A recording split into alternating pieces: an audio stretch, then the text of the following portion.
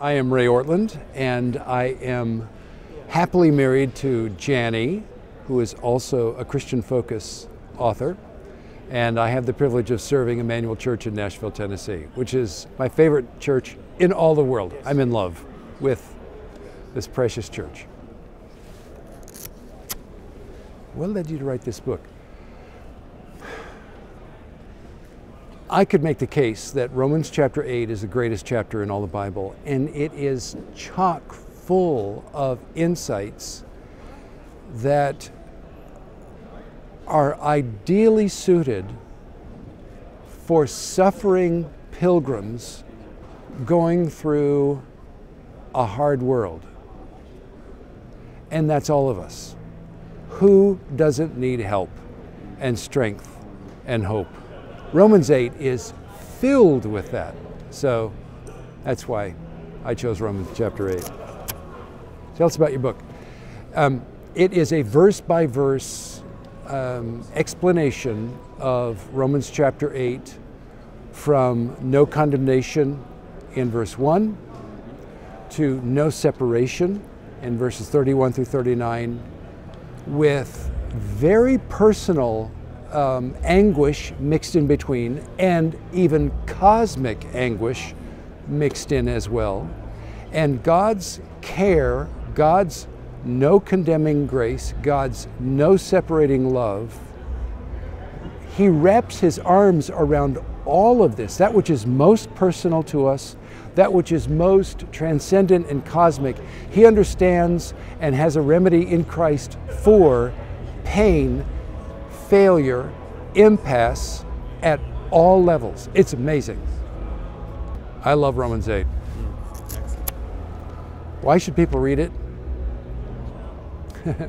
Well, if you have an ideal designer life, no pain, no uncertainty, no anguish, then you don't need this book. But if you're like me, if you're a sinner and a sufferer, you should read this book. What's been your greatest encouragement in the last year? I'm in my last year of formal pastoral ministry at Emmanuel Nashville. My greatest encouragement has been the church rallying around my successor, Pastor T.J. Timms, who is a great guy. If you met him, you would love this guy. He loves the Lord. He's a gospel man. He's just a magnetic, personable, dear friend. And to see the church commit to him, rally around him, rejoice over him, is greatly encouraging. The church is going to do well after I'm gone. They're going to do so much better. They're just going to take off. Finally rid of me.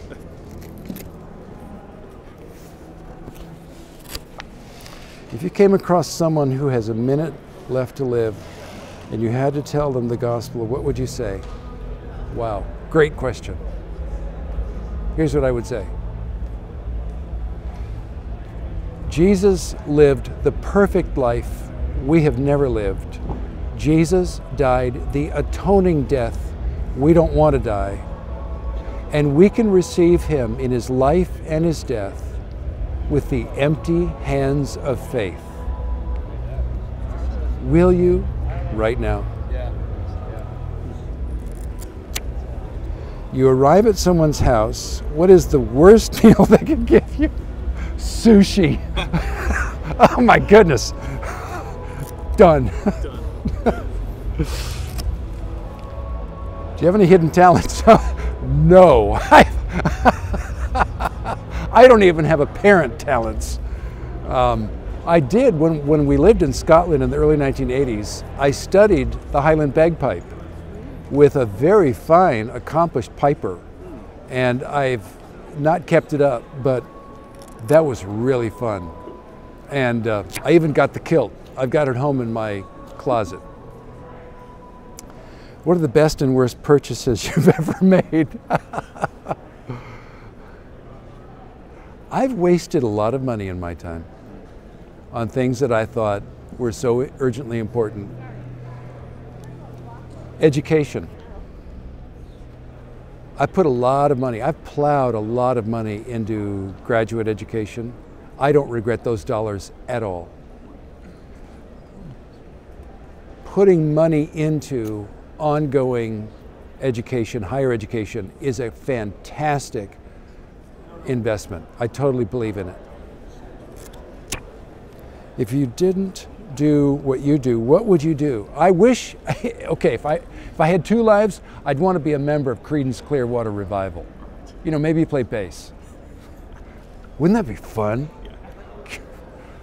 Creedence is the best.